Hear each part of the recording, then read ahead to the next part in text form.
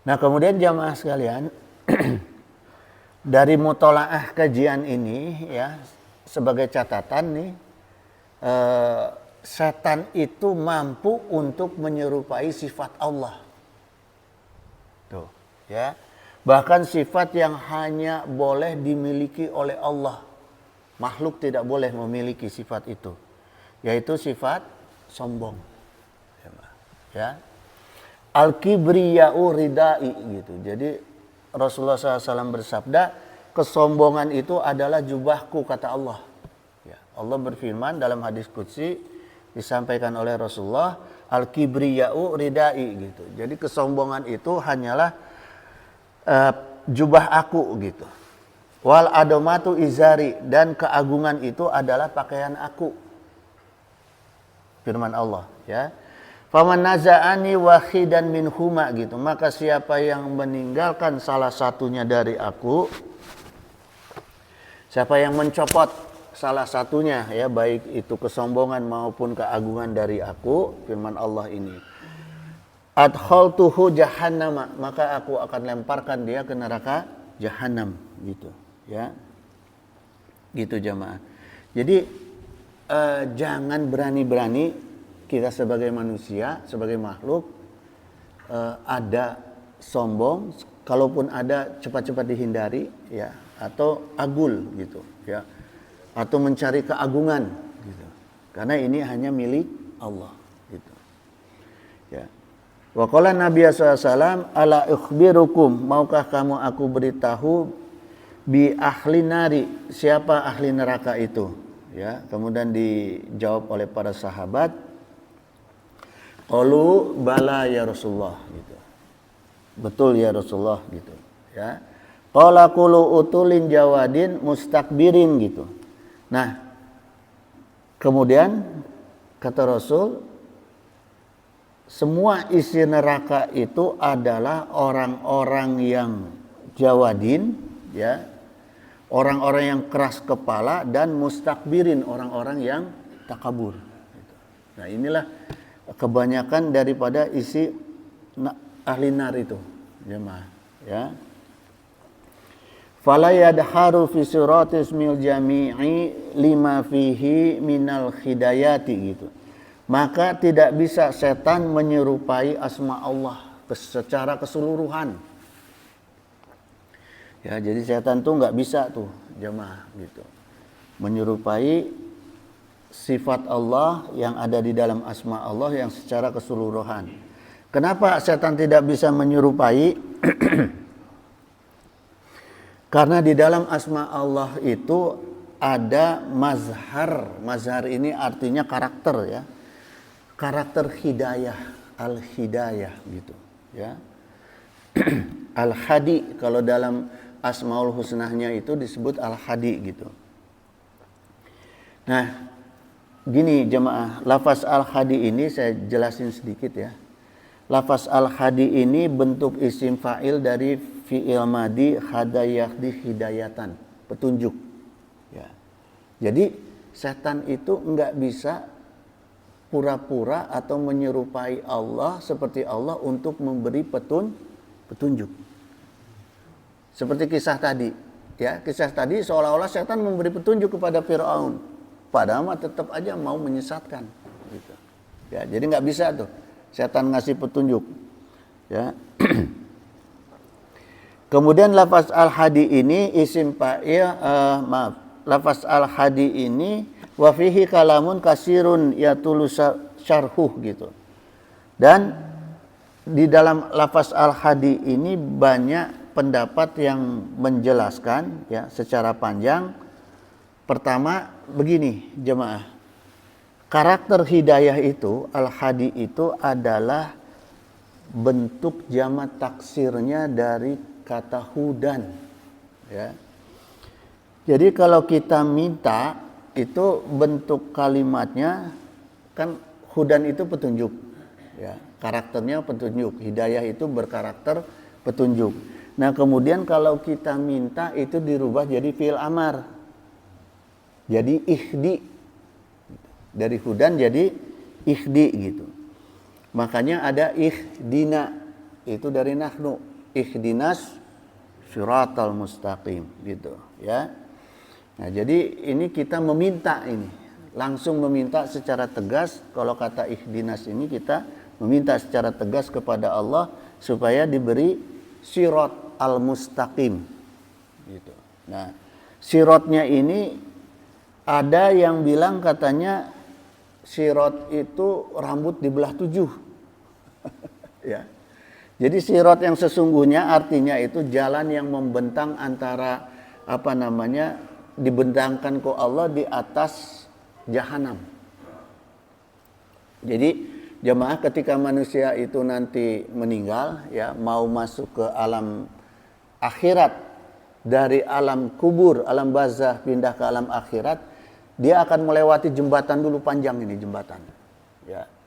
Jembatan panjang menuju ke surga, yang di bawahnya itu neraka. Itu namanya sirat, gitu, jembatannya. Nah, ada yang mengistilahkan jembatannya itu seperti rambut dibelah 7. Ya. Nah, jembatan rambut dibelah 7 ini makna lugatil maknawiyahnya ya, ini majas, ilmu balaghah gitu. Ya. Dalam ilmu bahasanya itu ilmu balaghah gitu. Ya. Jadi gini jemaah, intinya gini aja lah, kalau jelasinnya panjang ini ya, kalau jelasin maknanya ini balaghahnya panjang. Jadi intinya ginilah, jembatan sirat itu adalah jembatan yang digambarkan seperti rambut dibelah 7, itu artinya sangat rentan, sangat mudah mencelakakan kita, sangat mudah putus supaya kita jatuh ke neraka ya. Itu jalan bagi orang-orang yang kurang bekal ibadah dan amal solehnya. Gitu. Ya.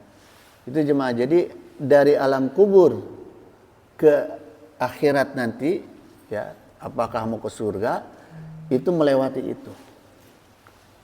Yang itu adalah jembatan yang paling sulit untuk orang-orang yang ketika matinya itu kurang bekal amal soleh dan amal ibadah gitu ya. Nah, gimana menambah bekal amal soleh amal ibadah? Ya banyak-banyak istighfar gitu ya. Nah, kemudian jemaah sekalian, ihdinas syiratal mustaqim ini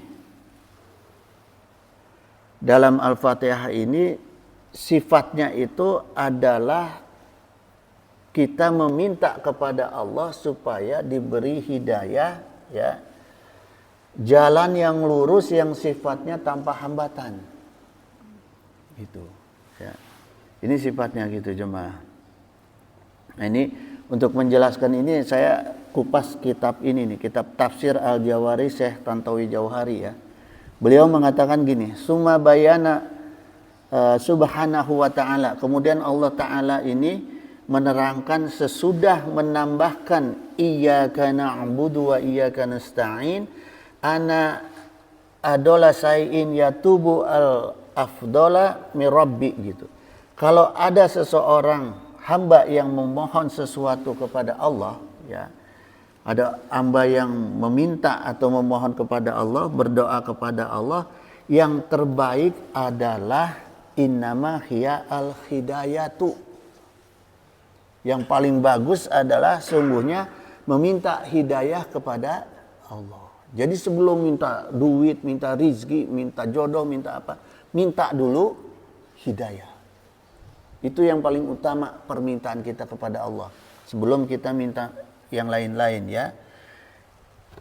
Irat ila tariqil lazi yusilu ila asma'il ghoyati gitu. Karena hidayah itu adalah jalan untuk dimudahkan mencapai target maksimal kita.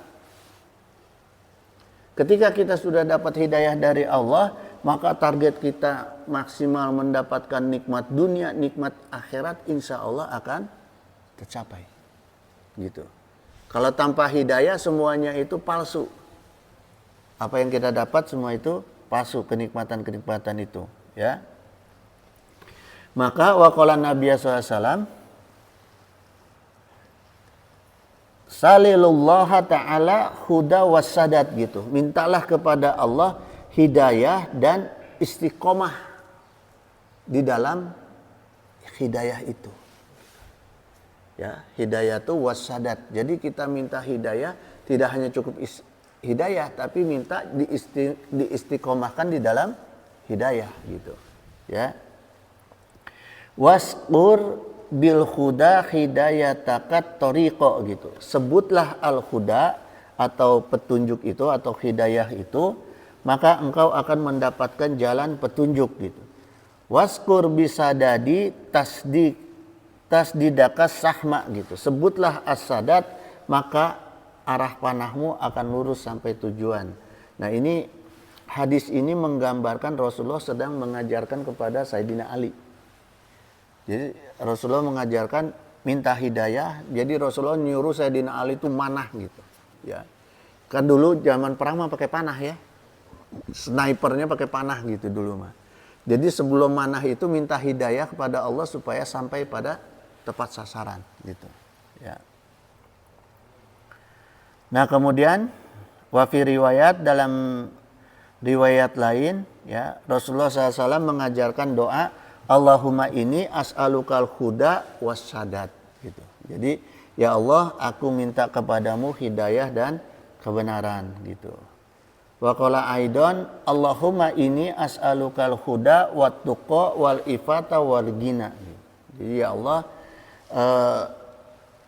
aku mohon kepada engkau itu hidayah, ketakwaan, kemudian wal ifata itu penjagaan diri, wal ghina dan kecukupan, qanaah gitu ya. Ini yang diajarkan oleh Rasulullah kepada kita. Karena gini jemaah ya, hidayah ini harus ditunjang dengan ketakwaan. Yang kita harapkan mendapat hidayah itu supaya melahirkan ketakwaan di dalam diri kita gitu. Dan supaya diri kita terjaga wassadat tadi ya. Kemudian supaya ada kekayaan. Kekayaan dalam ukuran hidayah ya. Artinya gini, ada orang, punten-punten jamaah ya, ada orang dengan harta sekian, dia sudah cukup untuk menjadikan hidayah pada dia. Tapi ada orang yang perlu dikasih harta banyak supaya dia punya hidayah gitu.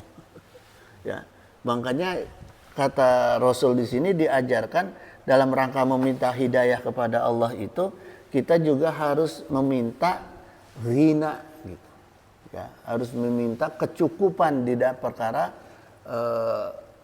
pendukung material gitu. Ya. Karena kita kan enggak, ya inilah Rasulullah jemaah ya. Rasulullah bisa merasakan karena itulah untungnya kita punya nabi dan rasul dari kalangan manusia. Kalau kita dikasih nabi dan rasul dari kalangan malaikat, repot kita.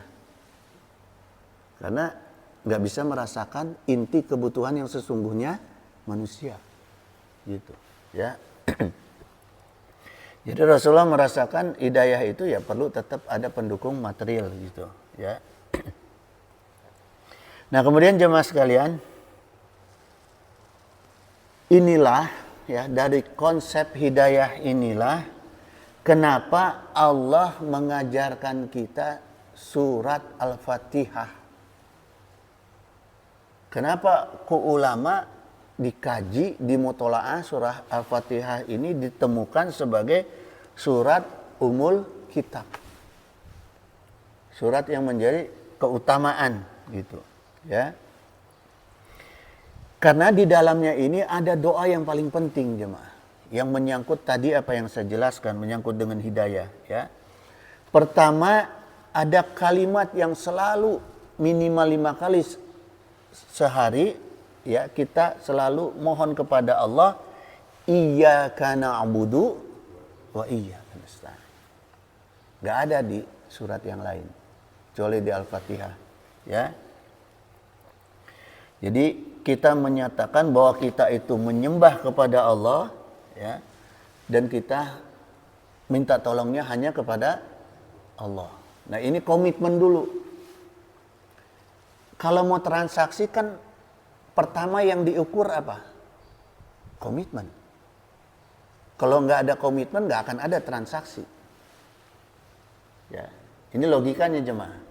Jadi begitu juga kita dengan Allah. Kita ini kan dalam sholat mau transaksi pada Allah, memohon hidayah, memohon pertolongan, harus ada komitmen dulu, gitu. Ya, makanya Allah ajarkan kita gitu. Nah, sekarang dalam komitmen kita hanya menyembah kepada Allah dan hanya minta pertolongan kepada Allah, ya, pertolongan apa? Kan ditanya sama Allah. Oke, kamu komitmen ya sama saya. Kalau kamu kalau kamu minta tolong sama saya, gitu. Nanti kamu akan menyembah saya. Nah, sekarang apa yang kamu minta? Ya, maka dijelaskan ke Allah supaya kita meminta ihdinas syiratal mustaqim. Nah, ini inti komitmen kita. Inti bahasa permintaan pertolongan kita kepada Allah, yaitu minta hidayah, ya. Gitu. Maka jamaah, huwa isratun ilal warisil gitu. Maka firman Allah tadi dalam surat Al-Fatihah ini juga isyarat bahwa Al-Fatihah ini adalah warisan daripada Rasulullah SAW yang paling sempurna. Tidak ada nabi dan rasul yang lain yang mewariskan kalimah-kalimah seperti ini, tidak ada, gitu, ya. Tidak ada yang mewariskan bagaimana cara kita ilmu untuk berkomitmen dengan Allah. Dan ini kita ulang-ulang, gitu, ya. Kamilil mursyidi ae al-irsadu ba'di. Maka seperti ulama mursyid, nah kemudian dijelaskan ku Syekh Abdul Qadir Jailani, ya. Karena ulama itu adalah inna ulama warasatul anbiya, ulama itu adalah pewaris nabi, maka ulama yang benar itu adalah ulama mursyid. Ya. Disebutnya mursyid atau guru ulama, ya. Kenapa disebut mursyid? Karena ulama yang mengikuti jalan al-irsyad. Gitu, ya. Al-irsyad itu adalah hidayah, petunjuk, jemaah. Jadi gini jemaah, ciri ulama yang menjalankan petunjuk atau al-irsyad, ya, sebagai penerus Rasulullah SAW, pertama pasti dawam membaca Al-Fatihah. Sering ulama itu di luar sholat akan membaca Al-Fatihah. Itu pertama, ya. Karena tahu kebutuhannya apa di dalam surat Al-Fatihah, gitu, ya. Ada kebutuhan kita di dalam surat Al-Fatihah. Nah, kemudian cirinya yang kedua, ilmunya itu baik mengenai Quran, hadis, ijma dan qiyas itu, ya, sebagai sumber ilmu. Jadi ulama itu sumber ilmunya, ulama al-irsyad hanya dari Quran, hadis, ijma dan qiyas, gitu. Yang ketiga, ulama yang al-irsyad itu adalah ulama yang mau mengamalkan ilmunya, gitu, ya. Kemudian ikhlas dalam beramal, istiqomah, ya. Kemudian lemah lembut dan qanaah, ya. Kemudian terhindar dari hubus syahwat, gitu jemaah. Yang ke-10 adalah sabar, gitu, ya. Jadi intinya gini jemaah, ya. Saya ingin mengingatkan, hati-hati kita ketika harus memilih guru atau memilih panutan, ya, karena panutan itu kan bisa jadi guru kita, ya. Pertama gitu, jangan sekedar mencari guru yang hanya pintar baca kitab, hafal Quran misalnya, ya. Tapi harus guru yang bisa benar-benar menuntun kita di jalan hidayah jemaah, ya. Terutama nih, ya. Early warningnya nih, terutama jangan berguru kepada orang yang masih mengejar dunia. Pertama nih. Kenapa? Ketika kita berguru kepada orang yang masih mengejar dunia, dia pasti akan mengejar dunia yang ada di kita. Benar gak? Ya. Kalau ada ulama, ada kiai, ustadz yang masih ngejar dunia, pasti dunia yang ada di kita juga pasti dikejar sama dia.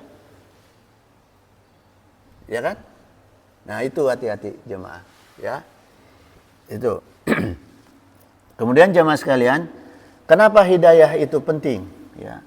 Allah Ta'ala menamakan wahyu yang diturunkan kepada Rasulullah SAW itu sebagai al-huda, sebagai hidayah. Jadi hidayah itu pertama adalah wahyu Allah. Ya. Yang kedua, wahyu Allah yang berbentuk dinul haq. Jadi wahyu Allah yang berbentuk agama yang benar. Nah, itu hidayah. Jadi kalau ada orang bilang hidayah ini bukan dari Islam, itu pasti bukan. Itu, ya. Wa qalallahu ta'ala huwallazi arsala rasulahu bil huda wa dinil haq. Gitu, ya. Allah Ta'ala yang mengutus Rasulullah dan membawa hidayah dalam bentuk agama yang hak. Wa kafa billahi syahidan gitu. Maka cukuplah Allah sebagai saksi gitu. Jadi hanya Islam yang bisa menjadi ukuran hidayah bagi kita jemaah, ya. Wa qalallahu ta'ala aidan fa imma ya'tiyanakum minni hudan itu. Maka kalau datang kepada kamu, ya, petunjuk daripada Rasulullah SAW, famani taba'a huda, lalu siapa yang mengikuti petunjuk aku, falayadilu walayasqa gitu, maka dia tidak akan pernah sesat dan tidak akan pernah cilaka. Yasqa itu cilaka di dalam kehidupannya gitu jemaah, ya. Nah, sekarang begini jemaah, saya kupas makna hidayah yang ada di dalam Al-Fatihah, suratul Fatihah, ya. Allah menurunkan surat Al-Fatihah itu sebagai salah satu fasilitas kontrak nih, jemaah, ya. Ini mutlahnya. Ya. Ketika kita hidup di alam dunia, ya, kita masuk ke daerah manapun, pasti kan kita butuh tempat. Pindah ke Jawa Timur butuh tempat, butuh rumah, butuh tempat tinggal. Nah, di tempat tinggal itu diantaranya pasti yang kita cari adalah yang ada fasilitasnya. Kalau nggak ada fasilitas apa-apa, nggak mungkin kita mau tinggal di tempat itu, ya. Nah, ketika kita tinggal di alam dunia, pindah dari alam ruh, pindah ke alam dunia, tempat yang disediakan ke Allah nyata diantaranya ada salah satu fasilitasnya, yaitu Al-Fatihah. Ini hanya diberikan kepada umat Rasulullah SAW. Kalau umat-umat Nabi dan Rasul yang lain itu fasilitasnya hanya bentuk-bentuk fasilitas fisik, ya. Kenapa hanya bentuk fasilitas fisik? Karena semua yang bersifat di luar fisik pun itu hanya untuk menunjang fisik. Karena fasilitas zaman Nabi dan Rasul dulu itu kan seperti sihir, ya, bebacaan untuk menunjang kepentingan fisik, gitu, ya. Lepas dari penjajah, hanya gitu-gitu aja. Tapi ketika di zaman Rasulullah, ya, khusus untuk umat Rasulullah, Allah memberikan satu fasilitas khusus yang bisa menunjang, ya, tidak hanya kebahagiaan dan keselamatan fisik, tapi juga kebahagiaan dan keselamatan hati kita, kolbu kita, gitu jemaah, ya. Bahkan sifatnya dunia akhirat, gitu. Maka dikasihlah oleh Allah salah satu fasilitas adalah Al-Fatihah. Kenapa dikasih Al-Fatihah? Karena mukjizat terbesar Rasulullah SAW adalah Al-Quran, gitu jemaah, ya. Maka nggak ada para nabi dan rasul lain yang mukjizatnya berupa kitab suci, hanya Rasulullah, gitu, ya. Nah, kemudian salah satu suratnya yang tadi Al-Fatihah ini, Allah dijadikan menjadi bacaan penting yang wajib dan rukun dibaca di dalam komunikasi dengan Allah, gitu jemaah. Kalau ibadah umat-umat yang lain nggak ada kekhususan bagaimana Allah mengajarkan komunikasi yang tepat dengan saya. Sehingga umat yang lain meraba-raba komunikasinya dengan Allah. Tapi kalau untuk umat Rasul dijelaskan detail sama Allah. Nih kamu kalau mau saya angkat telepon kamu, ini yang harus kamu lakukan. Ini yang harus kamu baca. Gitu. Ya, ibaratnya gini jamaah, kita komunikasi dengan presiden nih, bisa banyak cara nggak? Bisa. Pakai surat bisa, pakai media bisa. Tapi yang kita yakin pasti bisa dijawab ku Allah ada nggak? Nggak ada jemaah. Nah itulah kondisi para umat sebelum zaman Rasulullah. Tapi kalau untuk umat Rasulullah, Allah tegaskan, kalau kamu mau saya jawab komunikasi kamu dengan saya, ya baca Al-Fatihah di dalam sholat. Gitu jemaah. Jadi jelas Allah ngajarin kita nih ya. Makanya jangan pernah merasa sholat itu mubazir. Enggak. Ini sholat adalah bagian dari hal yang paling penting untuk memenuhi kebutuhan kita gitu. Karena kita bisa langsung komunikasi dengan Allah dan dijawab. Kalau komunikasi doang gampang gitu. Ini masalahnya dijawab gitu. Ini hanya dengan sholat ya, yang di dalamnya ada Al-Fatihah. Maka Nabi SAW bersabda, la sholata liman lam yaqra bi fatihatil kitab. Gitu ya. Tidak ada sholat untuk orang-orang yang tidak membaca Al-Fatihah gitu. Ya. Itu pertama jamaah. Yang kedua, ciri sebagai Al-Fatihah ini adalah sarana yang bisa menjawab komunikasi kita dua arah dengan Allah itu di dalam sholat. Al-Fatihah ditaruh sebagai pembuka Alkitab. Quran itu jamaah kalau kita lihat ada dua, ada Quran Ali, ada Quran Utsman. Qurannya Sayyidina Utsman pakai Al-Fatihah di depannya. Kalau Qurannya Sayyidina Ali itu di depannya surat Al-Alaq. Iqra bismi rabbikal ladzi khalaq gitu. Tapi akhirnya nggak dipakai. Yang dipakai adalah Quran yang Utsman. Karena temuannya seperti ini. Gitu. Jamaah ya. Nggak dipakai tuh selanjutnya oleh para ulama tabi'in, tabi'ut tabi'in gitu. Oleh para sahabat aja nggak dipakai Quran susunan Ali. Yang dipakai hanya Utsman ya. Kemudian jemaah sekalian,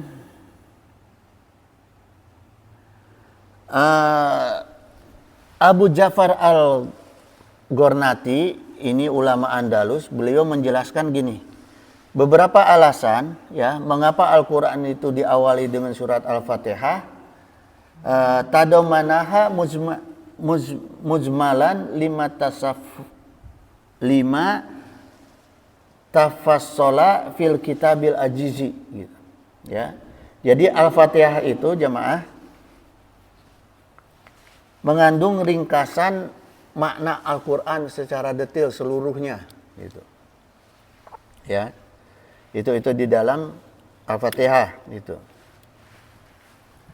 Kemudian semua makna huruf ya yang ada di dalam Al-Quran itu ada di dalam Al-Fatihah. Jadi ketika kita fasih membaca Al-Fatihah, insya Allah membaca surat-surat yang lain itu kita udah kenal.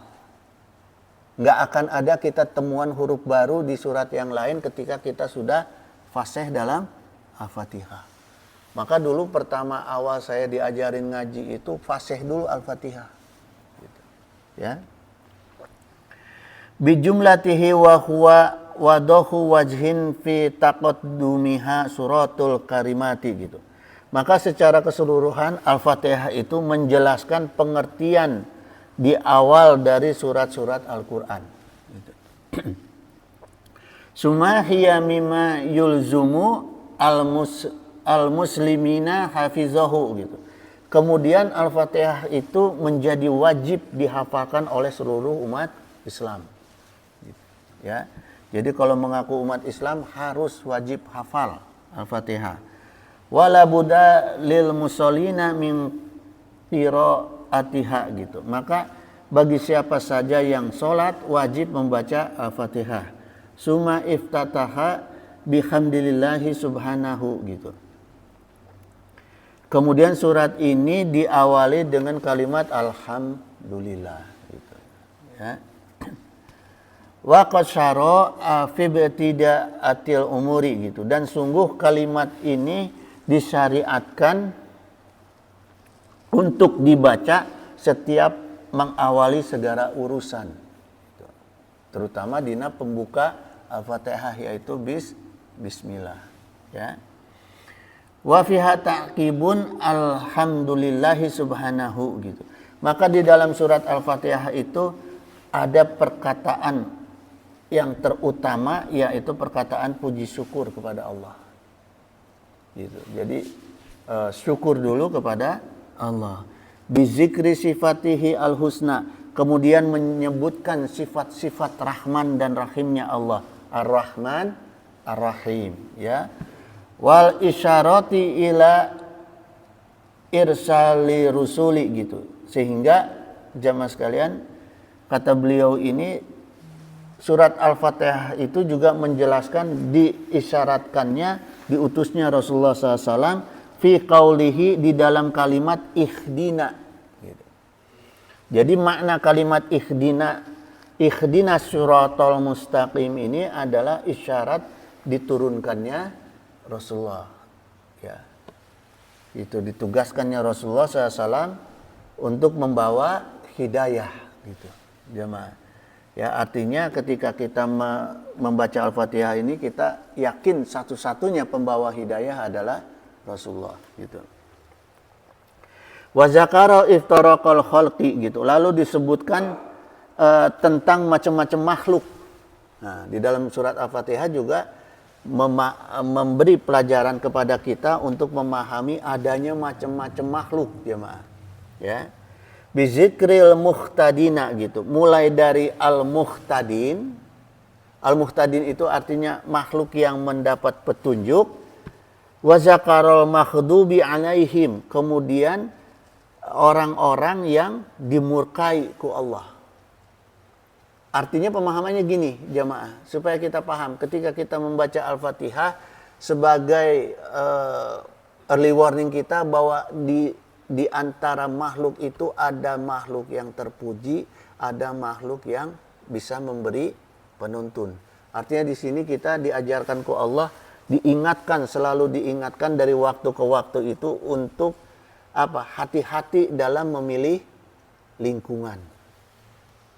Karena ada orang-orang yang menyesatkan, ada orang-orang yang memberi petunjuk gitu. Maka jangan pernah bertanya kepada orang-orang yang karakternya suka menyesatkan. Itu jemaah. Jadi kalau kita udah tahu nih orangnya aja sesat, ngapain kita nanya ke dia? Ya kan? Maka jemaah coba perhatikan nih, ya. Hanya Islam dalam merumuskan hadis, ya, itu tidak sembarangan. Ketika ada perawi salah satu yang pernah ngebohong aja satu, dicoret itu. Hadis itu langsung turun pangkatnya dari Hasan menjadi doif. Hanya ada satu orang aja yang riwayatnya dia pernah berbohong, udah nggak bisa dipakai. Itu jemaah, ya. Karena diterangkan di dalam Al-Quran, hati-hati dengan orang-orang di lingkungan kita ini. Gitu, ya. Ada orang yang dolim dan ada orang yang diberi petunjuk gitu, muhtadin tadi, ya. Gitu jemaah. Wa inna malakal huda biyadihi gitu, dan sungguh kekuasaan Allah lah yang memberi hidayah itu. Gitu. Biyadihi itu maksudnya ada di tangan Allah. Jadi jemaah sekalian, lebih baik kita ketika kita membaca Al-Fatihah itu ada di hati untuk bahasa kita nih ya. Ihdinas siratal mustaqim. Ya Allah, beri aku hidayah, beri aku petunjuk. Dikuatkan di dalam di dalam hati gitu ya. Karena istuning hanya Allah yang bisa memberikan hidayah gitu. Wal hidayatu ya, hidayah itu adalah hiya al irsadu wa dilalatu bilutfi ala ma yursilu ila maghyati gitu. Hidayah itu adalah petunjuk yang sangat lembut. Coba. Hidayah itu adalah petunjuk yang sangat lembut ya, yang bersifat juga rahasia Allah. Itu hidayah ya, yang menyampaikan untuk tujuan kebaikan kepada kita supaya kita sampai pada tujuan kebaikan. Jadi hidayah itu diantaranya adalah petunjuk yang tanpa guru, itu hidayah. Kalau guru itu kan hanya petunjuk dohir ya, tapi menyerapnya jadi motivasi kita untuk mengamalkan atau tidaknya petunjuk ulama, petunjuk guru, petunjuk Rasul itu tergantung hidayah. Gitu jemaah.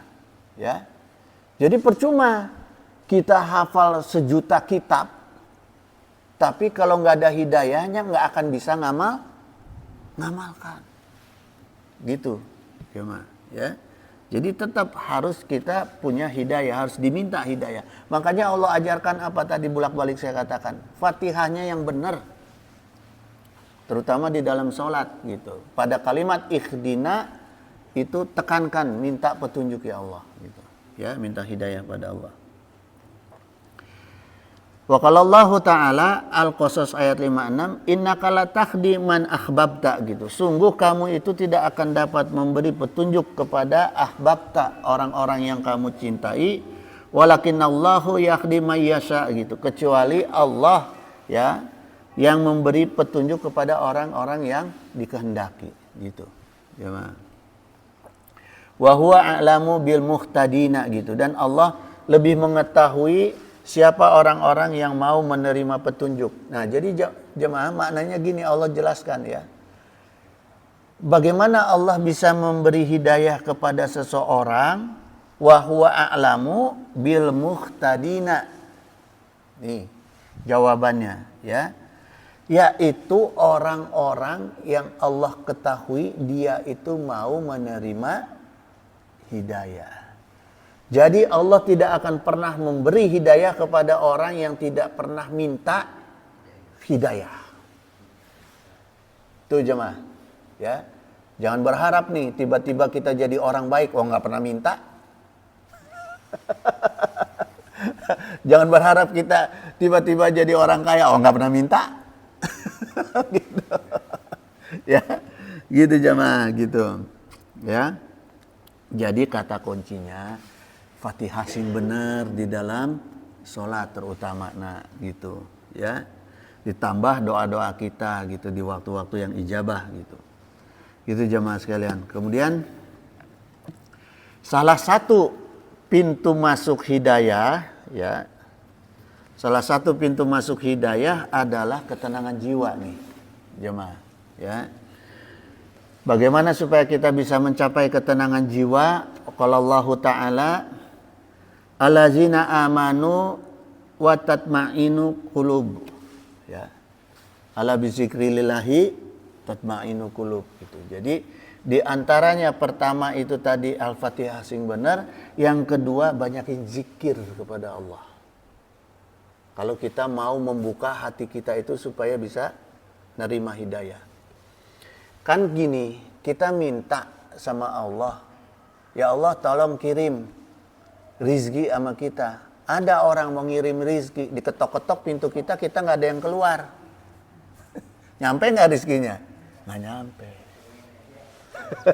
Orangnya masih ketiduran. Ya, maka buka hati kita jemaah.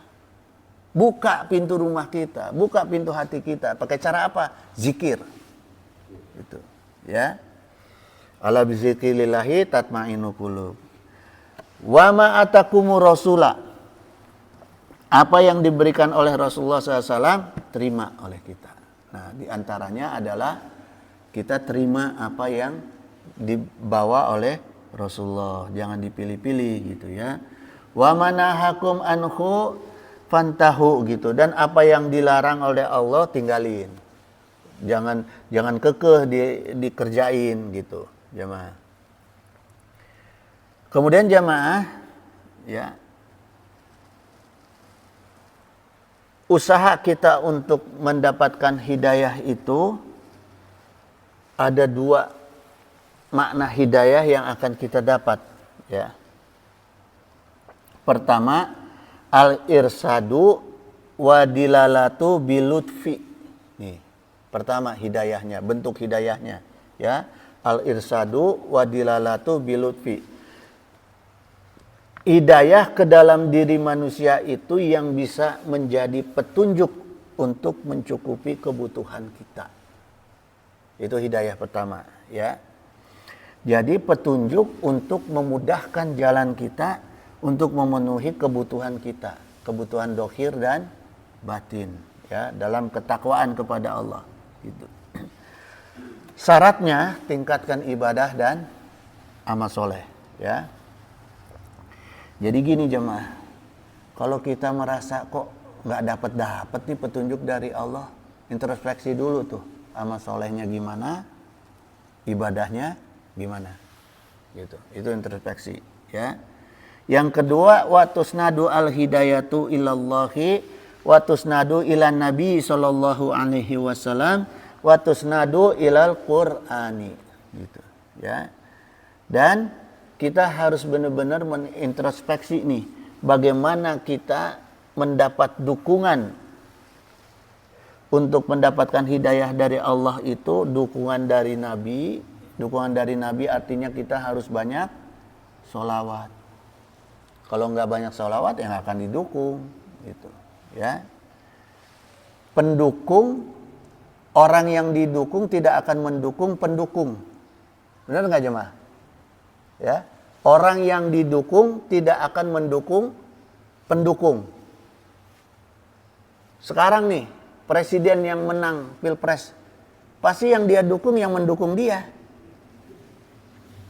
Coba yang nggak dukung dia, nggak akan. Makanya Rasulullah juga gitu jemaah. Kalau kita mau dapat dukungan dari Rasulullah, banyakin sholawat, supaya kita jelas jadi pendukungnya Rasulullah. Itu, ya. Kemudian kita perlu mendapat dukungan daripada Al-Quran. Caranya apa? Ya, banyak baca Al-Quran, mempelajari Al-Quran, gitu. Karena Quran ini adalah kalamullah, gitu, ya. Gitu jamaah. Ini mengenai, ini baru muqaddimah nih. Baru muqaddimah mengenai Al-Hidayah nih jamaah nih, ya, mengenai kupasan hidayah nih. Nah, kita mau masuk ke kitab Sirur Asrornya nih, yang terkait dengan penjabaran muqaddimah tadi, tapi minggu depan aja. Jangan sekarang, ntar nanggung, kepotong tengah jalan ntar, gitu, ya. Gitu jamaah sekalian.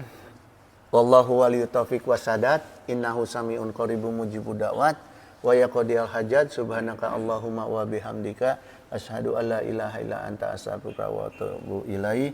Wallahul muwaffiq ila aqwamit thoriq. Wassalamualaikum warahmatullahi wabarakatuh. Allahumma sholli wa sallim wa barik ala sayyidina wa syafi'ina wa habibina maulana Muhammad wa sallim wa radiyallahu ta'ala an sadatina ashabi sayyidina rasulillahi ajma'in. Amin ya Allah ya mujibud da'wati sa'ilin. Allahumma inna nas'aluka minan ni'mati tamamaha wa minal ismati dawamaha wa minar rahmati sumulaha wa minal afiyati husulaha wa mina aisy argodah wa mina umuri asada wa mina isani atamah wa mina in'ami a'amah wa mina fadli azabah wa mina lutfi anfa'ah. Allahumma kun lana wa la takun alaina.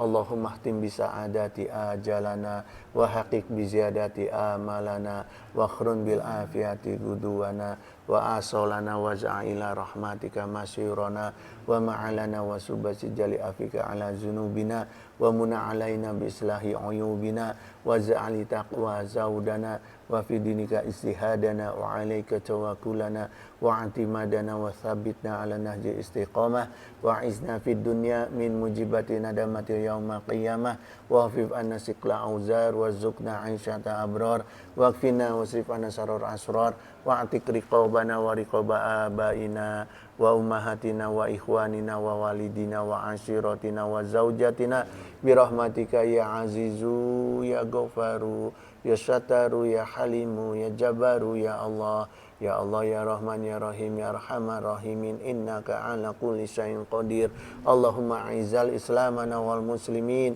Allahumma ansur ikhwanana muslimin Allahumma ansur mujahidina fi Palestin Allahumma ansur mustad'afina fi Palestin Allahumma ansur muslimina wal muslimat wal mu'minina wal mu'minat fi Palestin wa fi baladi sami wa fi kulli makanin wa waqtin Allahumma ahlikil kafaratal musyrikin Allahumma damiril yahuda wa satir samlahum wa farik jam'ahum Allahumma salimna wa walidina wa auladana wa ikhwanana wa akhbabana wa zawjatina min jami'il makhawfi fid dunya wa akhirah wa ahwalihima istajib ya Allah ya mujibu da'wati sa'ilin Allahumma ahina ala dinil Islam wa amitna ala dinil Islam wa nas'aluka imanan qawiyan maqbulan fil hayati wa indal mamati wa ba'dal mamati wa na'udzubika minasyirki wa fisqi wa dolalati wa syirqi wa nifaqi birahmatika arhamar rahimin